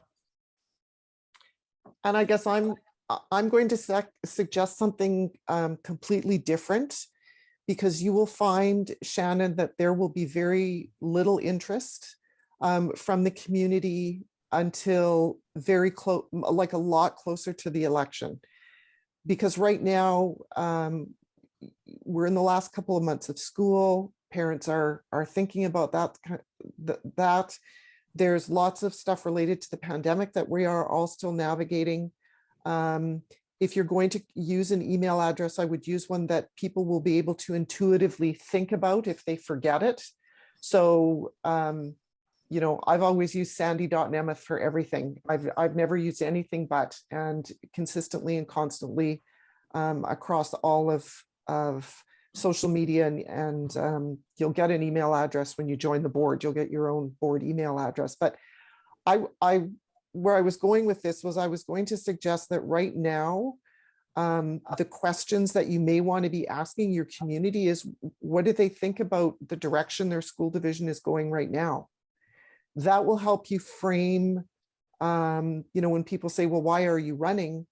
It will be as simple as saying, you know, because I like the direction the school division is going. However, I do feel that there are opportunities here, here, and here. And use the opportunity to engage wherever you can and say to people, you know, I'm thinking of doing this. What are your thoughts? What do you think about? And very slowly you'll start to tease out themes. And between that and going to board meetings, I think you will find, when the time does come to wade in and start creating platforms, that you'll be able to do it really well. And again, it's, you know, what that looks like will be informed by what it is that you've learned. But if you're looking for handles, if you will, I would say keep it very simple.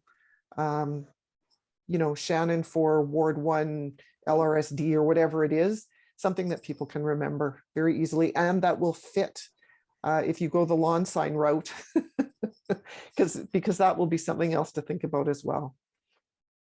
Okay, thank you. One thing you said leads into my second question, so maybe you could start off answering that. Sure. One of the things that's always been important to me in my volunteer work was supporting the staff and creating that community that, right, it's going to be a positive place for my kid to be if the staff are happy and they feel supported by the parents. So when you say start speaking to the community, does that include staff? Like, that's something that's kind of important to me, that I'm reaching out to the schools in the ward I want to run in, talking to the staff in the schools that I'm currently involved in, and seeing what they would like to see from school trustees and from their school board, and what their issues are.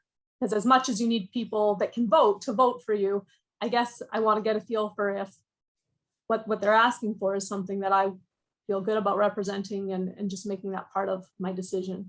Yeah, and I know Floyd will have a perspective to offer on this, as will Janice. You know, I think the question to ask is, it's one of those, it's kind of, it'll probably happen organically, especially with the teachers that you know well, when they hear that you're thinking about running and you say, you know, what would you like to share with me? Because I'm thinking of doing this. And the reality is that the teachers have a voice through their union, and the president of the school divisions union and the superintendent are in regular and constant communication. And that conversation really is one that is navigated at the senior leadership level. But I think you will probably hear things like, you know, talking about resources and talking about supports for students with additional needs. And it will be done on a very broad level, as opposed to focusing on what's happening in their school or in their division, because it can just get a little bit awkward. The only thing I would add would be, because I've had teacher friends the whole time I've been a trustee. Mhm. People we've spent lots of time with, and it's those community connections, regardless of whether they're members of your community or members of the school community. They're all going to have a perspective. Probably the biggest thing is to make sure that you're listening a lot, because that's how you kind of get a perspective of what people are saying and what people are thinking, and it helps shape that. You aren't necessarily going to be able to achieve everything that you're kind of hearing, which is part of the issue of you can't promise the world and then not deliver on any of it, because it's that listening to what people are thinking, but it helps shape that perspective, which is really important. So I don't know where you live, Shannon, but that's what Floyd highlights is one of the big differences between living in a urban setting and living in a rural setting, is that in the rural settings, community is much more connected. Schools are and community centers are very intertwined. So families are and the teachers, because quite often geographically they live in the area, there is a lot more conversation that goes on. So it's different. The relationship is different.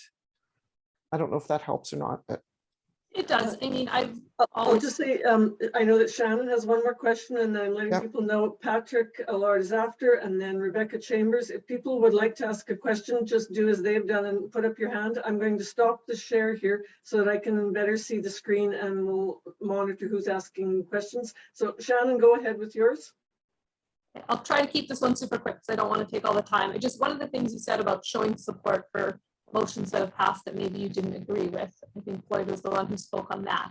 I just want to clarify. So if you didn't like the decision that the board made, what are your options then? Like, are you allowed to talk to people about that you voted differently, that you don't see it like that? Or it's your job to just say, this is what we decided, this is what's best for everything? Well, it was, and I can speak to that because I've been a board chair a lot of years in our situation here, and sometimes the decisions that are made by the board aren't necessarily the ones that I would have wanted the board to make, but it's still the decision of the board, and so you speak on the fact this is what the board decided. And there are mechanisms, and again, your rules of procedure when it comes to voting. Sometimes it's recorded votes. There's opportunities for those kind of things, so the public can know where you may have been on an issue, particularly contentious ones. There might be a call for or need for a recorded vote, so everyone knows who voted in favor or who voted against something. But at the end of the day, it becomes a decision of the board. There's opportunity to appeal decisions or to reconsider decisions. It's another mechanism within Robert's rules, which many school divisions will follow as far as their practice of parliamentary procedure.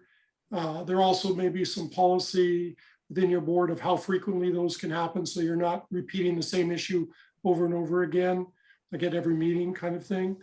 So there are ways to address that, but ultimately it becomes the board's decision. And if the board decided something, that's the board's decision. Right, but you could say that this is the decision that the board decided to make based on the evidence it saw. It's not something that I'm pleased about, but this is how we're going to move forward, and we're going to do the best we can with what we decided, right? You can speak. You're always got to be in that place of support for what's happened, because that's the nature of what you are. You're supporting where the board's going. If I can offer a quick comment on that, Floyd mentioned Robert's Rules of Order. Most boards will use that as their parliamentary authority.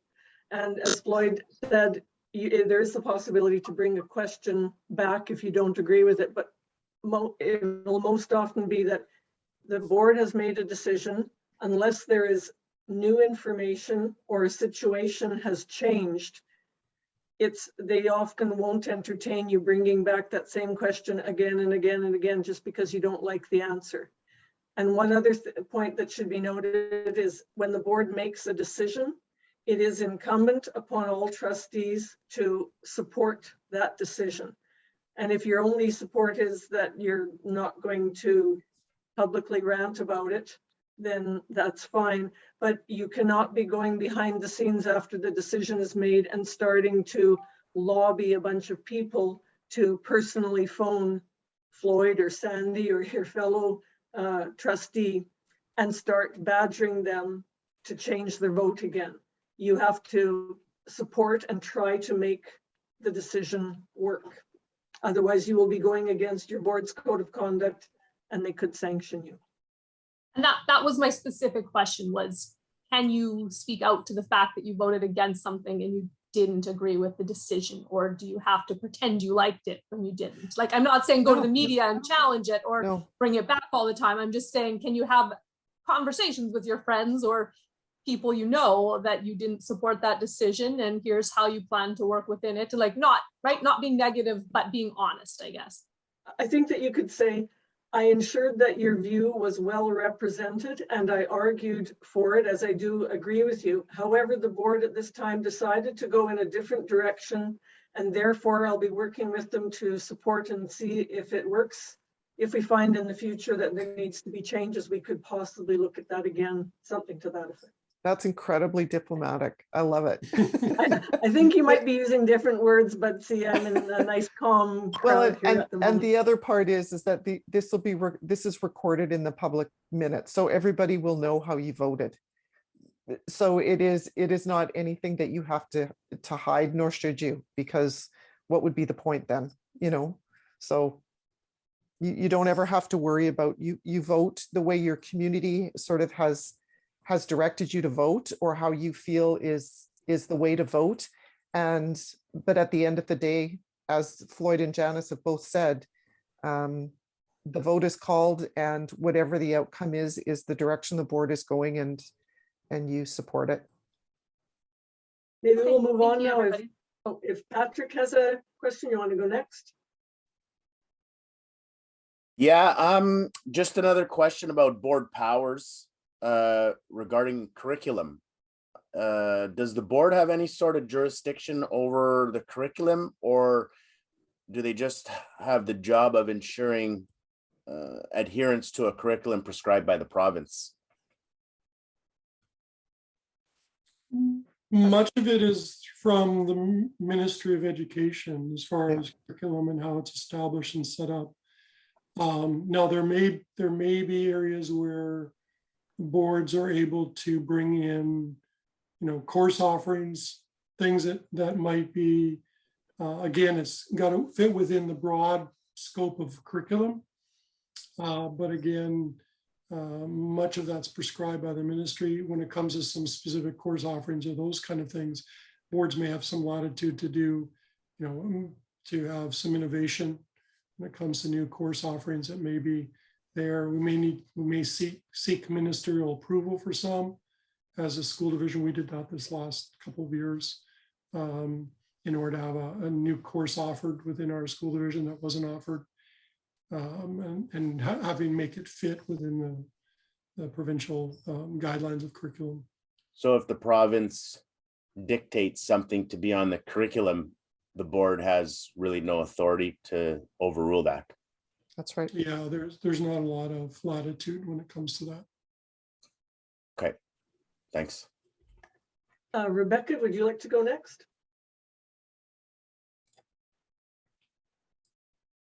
You're unmuted. Or you need to unmute. I thought I was unmuted. Sorry about that. I'm a teacher working in a different division in Winnipeg than I would be running in and that I live in.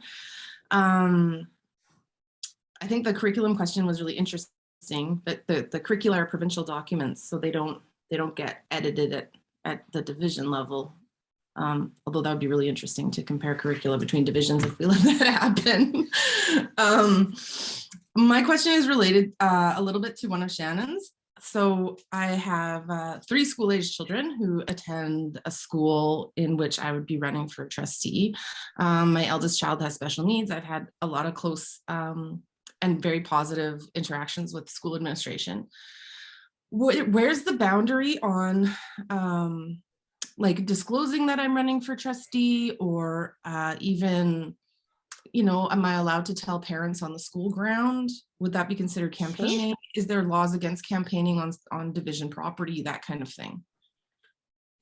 No, I think that's fair game. And I think that, put yourself out there. Floyd and Sandy, perhaps you want to speak to how you have Absolutely. started to approach it? Yeah. Absolutely. You will find that you get some of your best feedback from the people that you're closest to. You can tell anybody you want at any time that you want. But the school and the schoolyard is off limits when it comes to officially campaigning. So you wouldn't go into the school and start dropping, election materials in teachers' mailboxes or handing them out on the school playground. In a formal organized, if there was a school barbecue and you would wade into that, you would probably find somebody might take your side and say, this really isn't necessarily the place for that. But certainly it would make sense that if that is where a lot of your support is in your school, people will know you and they may want to talk to you and ask you questions. So that stuff just happens naturally. And I would just add, because I've known trustees who have been teachers who've worked in different school division and were part of our board. And there are some conversations that the board may have that, you need to step away from just because of your teacher role. And so just being mindful of those, having some guidance on those when as it goes forward. But by all means, it's certainly good to have people running who knows what happens within schools. Yeah, thank you. Okay, we have another question from Lexi. Lexi, do you want to unmute yourself and go ahead? I'm sorry, I have issues with my my camera. Back to Shannon's question about talking to teachers. I am a teacher as well, and I think I can speak for myself and some of my colleagues that we would love for a trustee to ask us our opinion or what we think on issues. Love. So I just thought I'd throw that out there. My question is, when board members are ensuing public debate, what's the superintendent's influence on that? Is the superintendent present when board are debating issues? Most of the time, Yep. the superintendent, secretary, treasurer, and any other senior administration are around board tables. Again, it will vary a little bit from division to division, who's all around the table, because I know it's different in various parts of the province with various school boards. But they're there when the debate happens. Influence is hard to know, and whether they even speak to some issues. Again, a lot of that is the dynamics of the school board and how formal they are when it comes to issues and whether the board asks for input from their administrators on an issue, for example. Because again, we may look for impact or influence as far as information from our secretary treasurer. What does this mean? Or what would this mean? Those might be questions we ask for their input as we're debating something that has monetary implications. So they're engaged in various ways, I guess. Okay. And for the in-camera, what you were talking about, let's just say a parent puts in a formal complaint against a teacher. Now that would, of course, that's personnel, so that would be in camera. Is the superintendent part of any the decision making on resolution to the complaint? The superintendent doesn't vote on the decision because they don't have the voting capacity. They would be engaged in the conversation that would happen simply because it likely came through the superintendent to the board, and there was information that they would share with the board based on whatever the complaint was, if that was the issue that we're addressing in camera.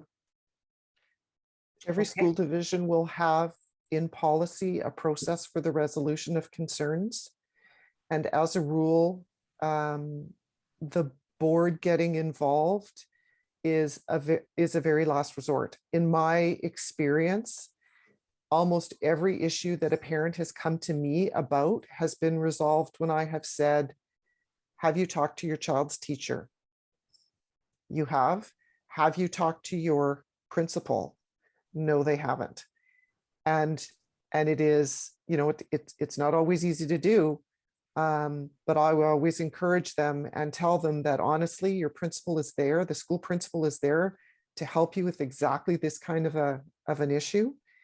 And I say, if you don't get the resolution that you feel is satisfactory, then you reach out to the board office, and then it becomes the assistant superintendent. And if it doesn't work, if they don't get that resolution, so there's that layering, right? And then it would land with this in the superintendent's office. But honestly, I have very rarely does that then come to the board. It will come to the board if there is, if there is issues around discipline or dismissal. That's how, the board just doesn't get involved at school level. That's the responsibility for the principal to manage, and then for them to work with their liaison assistant superintendent or the superintendent's office to resolve any concerns like that. Okay, thank you very much. Mm-hmm. All right, so I think that's the last person that I see with their hand up. Is there anyone else that would like to put their hand up or turn their screen on? And I think I'll be able to see you there. It should move your screen to the front. Shannon, you have another question? I have a couple of follow-ups if nobody else has any, but I'll wait to see if anybody else wanted to speak first. Go ahead. Maybe they'll need some time to formulate the question in their mind. I think we are available to go till 9. Okay, so just as a follow-up to Patrick's question, I understand that the province legislates things and we follow that, but I'm just wondering, are we consulted on the things the province is making decisions about, or is that not, like, they don't come to school boards when they're trying to make decisions like that? There's various levels of consultation that happen or that have happened over time. Governments have reached out to school divisions, to school boards, to administration within school divisions when it comes to areas of curriculum and policy direction and other things. There are times when they haven't. So it's kind of a hard one to, because it's gone. Bill 64, there wasn't a lot of consultation with school boards about what should happen with it, for example. But there's levels of consultation. There's also opportunities for school boards to connect with and talk with MLAs. Yeah. Talk with government officials. We met with a couple this week. It's important to keep those connections, because again, then you're able to raise concerns, perspectives from your community, to have those be raised with your members of the Legislative Assembly, so that you can have your voice heard, because they represent your communities as well. So yeah, keeping those lines open between the boards and those individuals. I think that's a really key point that Floyd has made, because it is the same folks that elect me, that elect our MLA, that elect our city council, that elect our MP. So it's right. It's the same people that elect all of us. The boards will spend a lot of time engaged with their MLAs that serve within their division, whether they are part of the party in power or not, because there is recognition that, that lobbying effort is important. And you will hear the term education partners.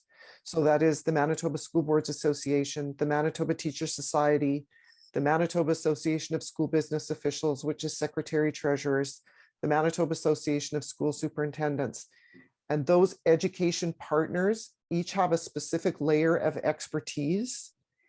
And when we are optimistic right now, we are always optimistic, and sometimes rightfully so, and other times, maybe not quite so much, that government recognizes that expertise and will call on us to provide it when they are looking at developing policy or revamping policy, or, think over the last couple of years in the pandemic, how do you navigate mask usage or vaccination, or, pick anything on any topic, funding of schools, all those types of things. So it is a challenge, but it's also, part of that opportunity and part of that frustration piece, and also part of the, why we do what we do is the student achievement and success piece.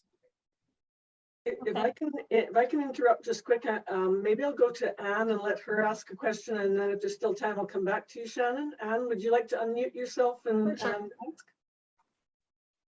Yeah, good evening. Actually, I have a couple questions. Mm-hmm. Just while we're on the topic of kind of like the policies and stuff like that. Whenever there's bills that come into legislation, does the School of Trustees get to kind of help to vote on those kind of bills that might come through regarding the education, or is it something that just kind of stays in the Parliament type area? When it comes to bills or legislation, there is ability to, it's only MLAs who vote on the legislation itself. But it's called the law amendments review. So there's opportunity for school divisions to speak to legislation. You have an opportunity to raise questions and raise issues about legislation before it's voted on in the legislature. And so there's opportunities for that. And you do have a chance to raise your concerns or your voice when it comes to those things. But ultimately, it becomes an elected body in the legislature who makes decisions on bills. Okay.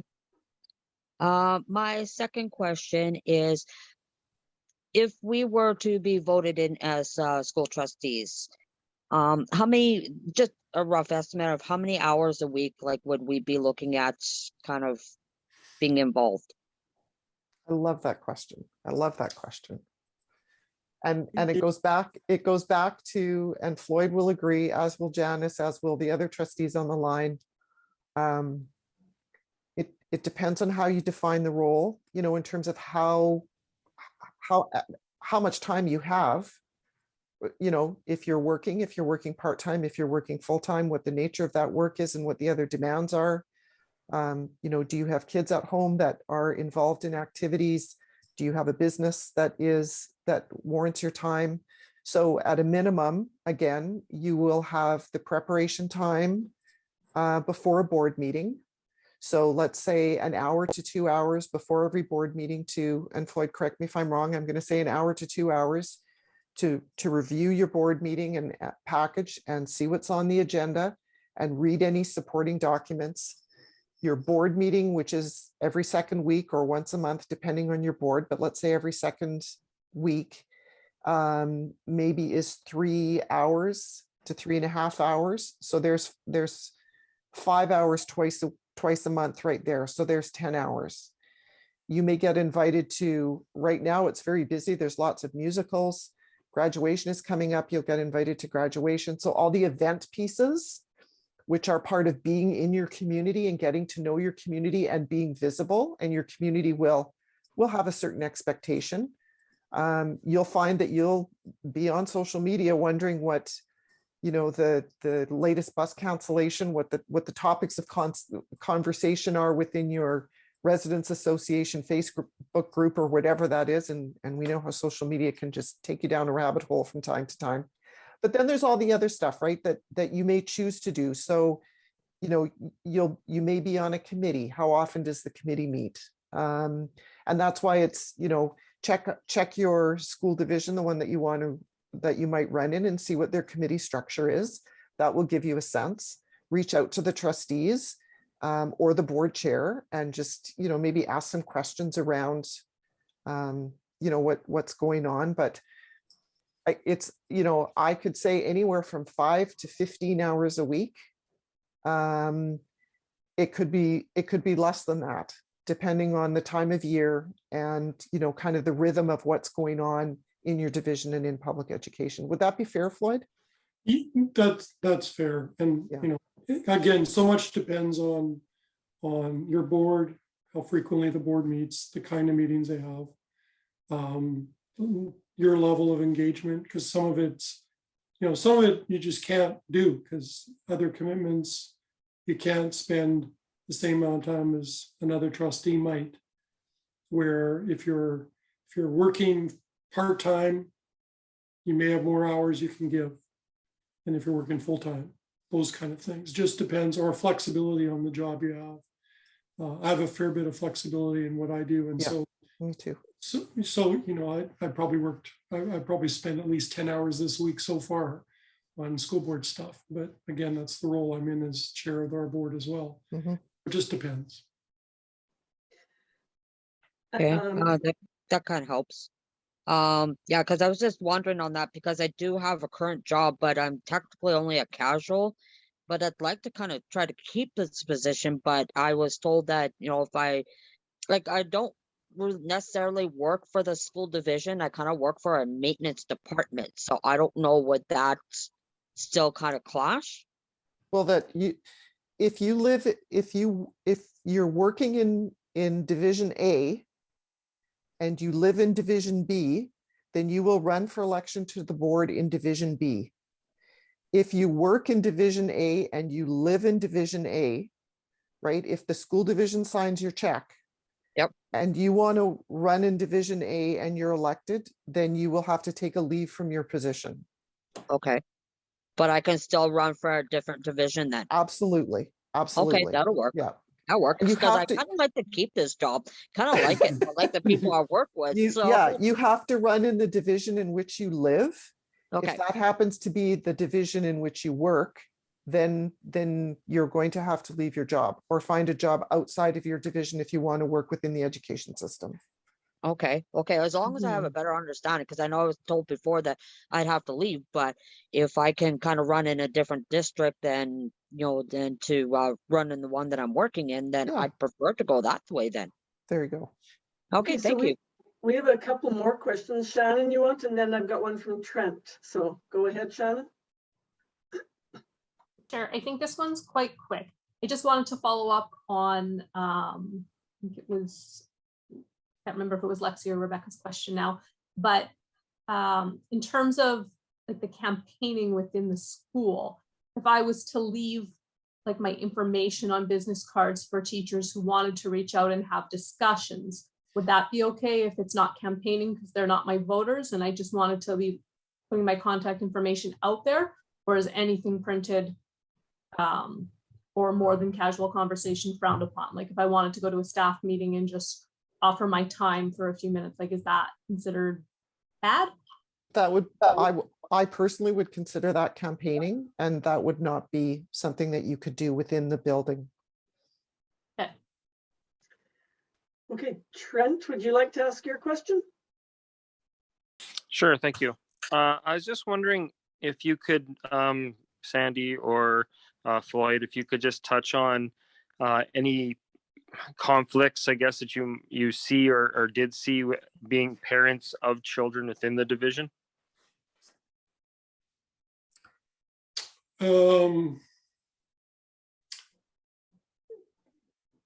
It's great. It's great because you have an opportunity to actually have a voice in what happens in your child's education. Again, as I mentioned probably in my comments about the roles or the political role, you don't make decisions based on just what's in the best interest of my kids only. Because when you're elected as a trustee, it's for all the students in all the communities that you serve. So in my case, it's in the 7 communities that we serve as a school division. And so it's in the best interest of all of those folks. And so some decisions may not always be what my kids would want necessarily. Yeah. That's just the nature, because it was the best decision to make for the school division and for all the students. Yeah. Those are maybe some things that you might just want to consider. For me, there was an adjustment period because I was on when my oldest started kindergarten, I joined the parent council right away. So I'd been on the parent council for 8 years before I joined the school board. So I was known, I was well known by most of the staff. And some of them were, things didn't change, right? We had good conversations, and I was, you know, a go-to, and I would help out. I would still volunteer at barbecues. I wasn't involved in the parent council anymore. For other staff, the dynamic shifted a little bit.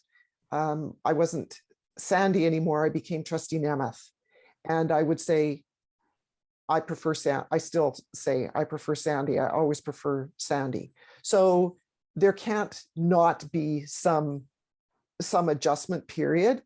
There was not a conflict because I tried hard to recognize when there might be a little bit of awkwardness, but I also had said to the principal, you know, you have to let me know if I overstep, because I was just so used to being in and out of the school all the time that it was just, you know, it was like I was there always constantly, and which changed in a hurry because, you know, being a trustee is busy, and my time was directed elsewhere. So it was it's like with many things, there's an adjustment period, but it was also really cool because people would take me aside and would, you know, I could ask questions for clarification, and it became just a different relationship. So it was never a bad thing. It was great. If I can make one quick comment on that too, and it's something to check out with your own school division. It is sometimes frowned upon a lot in school divisions if trustees that are then elected, if they are constantly popping in at a school. Oh yeah, never did that anymore. No, once you become a trustee, yeah, it's not popping in, and you don't say, I'm going to go and visit with the principal, and oh, by the way, I think I will have a suggestion for you. Yeah. Once you become a trustee, it is often by invitation only that you will be going into that school. Yeah. And with the knowledge of your board chair and your superintendent as a rule, Correct. if you're going to go in some kind of official capacity, even when we go to parent council meetings now, the way our board has set it up is there are a number of people who are notified that we have been invited to a parent council meeting and that we're going to go. And we have a member of senior leadership there. So if questions are asked from that are operational in nature, they get that answer because they're the experts. They have the expertise, the educational expertise. Whereas if it's more a governance type question, then I as trustee can answer it. And it works beautifully. So I think next question, Patrick, you're up. Yeah, I just want to follow up on one of my previous questions about the conflict and running in a provincial election, municipal election, or whatever. So you touched on Anne's question about if she was to run, she would have to step down if she wins the trustee election. If she wins in the school division that employs her. Right. Yep. Now, when it's coming to running, and a currently elected MLA would have to step down to run as a school trustee. But if you're a school trustee, do you have to step down from that position as soon as you declare your candidacy in a provincial election, or do you have to step aside only if you're elected? I believe, and I speak from experience because we had a trustee on our board. This is called common knowledge. Colleen Mayer was a member of the Louis Riel School Board and was nominated to run for election as an MLA. She did not have to resign her seat until she was elected. Okay. But in her case, what she did was she took a leave. She took a leave from the board because she felt that was the best decision for her. If she wouldn't have been successful and been elected as an MLA, the next day she would have been back at the board table. Okay. So and again, Floyd and Janice and Josh, correct me if I'm wrong, unless things have changed, but. I think that's the current situation for a trustee at the Winnipeg School Division right now. Jennifer Chen has stepped away from her duties as a as a trustee. Does she have to by legislation, or No. is it just a personal choice so she could dedicate her time somewhere else? Yes. And then if she's not successful in her election run for whatever office she's going for, the trustee position is there waiting for her? Well, Well, no, because that's what she's going to have to decide. I believe that she can run for re-election to the Winnipeg School Board in the fall, because the provincial election isn't until next year. In So- her case, it's just a matter of timing. The Yeah. provincial election is going to come after. So her term as a school trustee is going to be up this October. Yeah. So she would have to run again. Right, but if someone's currently elected in this upcoming election in October of 2022, Yeah. and they want to run in the provincial election in October of 2023, Yeah. they don't have to step aside unless they're elected in the. But yeah, they would automatically, everybody's up for election this fall as school trustees, whether you're currently sitting or not, you're up for election. The decision will be whether someone wants to run and potentially have to step aside a year from now in the provincial election if you're get elected. And so it's really about timing. What's the best interest of those? Right, but do you have to step aside to run in a provincial election? No. No, you don't. Don't have to step aside, but if you're elected, you obviously do. So- Right.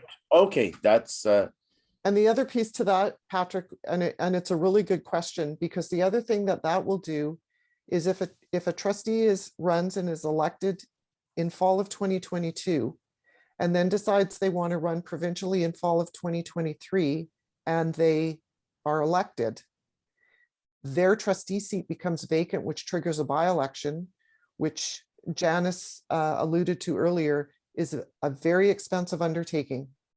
And it will at a certain point in time of a 4-year term, you don't have to run the by-election because it's so close to the next election.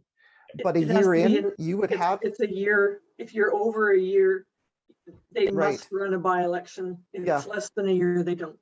Yeah, so they'll have to, so the school division would incur the cost of running a by-election in that case. I hope that answers your question.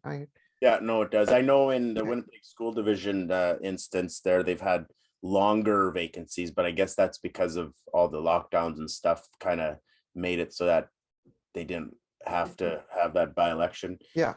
And then I just want to, I think on behalf of everyone, I can thank you guys for putting this on today. I myself really enjoyed the question and answer period, and it was very educational. You're most Thank welcome. you. I see there's one other question there. Is it Gerard or Gerard? Yeah, Jackie Gerard is my name. Jackie. Yeah. I just wanted to, sorry, it's just been bothering me. Just wanting Anne to clarify your situation there. You said you actually work for a contractor that is contracted by the school division? Is that correct? Okay, actually, I work for the maintenance department, so it's not actually with the schools, period. Like I go from school to school, because right now I'm only a casual. But But who's your it's just for the employer, Anne? maintenance department. But Who you're employed does by your- the school division, Yeah, correct? who does your The check River come East. from? Yeah, so if you're employed by River East School Division, you can't run in River East School Division. Okay, so I can just turn around and run for like another area then. Well, As long but as you live in you have that to area. live there. I have to leave? No, Live. You have to live Oh. there. You have to run where you live. Okay, so in other words, I'd have to leave my job. Do you live in the River East School Division boundaries? Yeah, actually, I do. Okay, well then you would have to resign. Damn. But then I guess my question was just if you, like, if you're paid by a contractor that happens to do work at the school, that's fine, right? Great. Okay, well, I just clean up the schools. It Yes, doesn't but matter you're on the employed job by if the you're- division. Doesn't if matter. you're- Okay. Okay. Nice that- try though, because you sound like you're really interested. So Well, Jackie, actually, I was, but if I've got to leave my job, I mean, I'm only a casual now. If I leave my job and then I don't get in, I'm out of a job. Mhm. Well, you wouldn't have to leave your job unless you're elected. Okay, but I could still work for the division until I'm Until you- elected. Yes. Yeah. Oh, okay. Well, I guess I could be fine. Okay, Jackie, I thanks. see that you, maybe it's another person, or Jackie, is your hand up? Did you have a question? Oh, no, sorry, that was my only question. Yeah, I just Thanks changed my for name. asking that. I appreciate that. Sorry, yeah, it was just bothering me that, Yeah, no. I just wanted to So- clarify that. So I see that we've come sort of to the time that we had allotted for this. So maybe we'll leave it there. Lots of good questions. I was very pleased to see the turnout and the interest, and hoping that I see a lot of all of you, your campaign signs out there eventually. So as I said, if you're thinking of running, also check out the resources that we have on our website. And we are going to be back here next week, as I said, with it's different presenters, and they'll be talking about social media, using it during your campaign, campaign funds and raising funds to run a campaign, and some campaign strategies actually. So hopefully you'll join our Executive Director, Josh Watt, and guest presenter in a week's time. So that's it. We'll see you again in a week, and feel free to check in for the recording of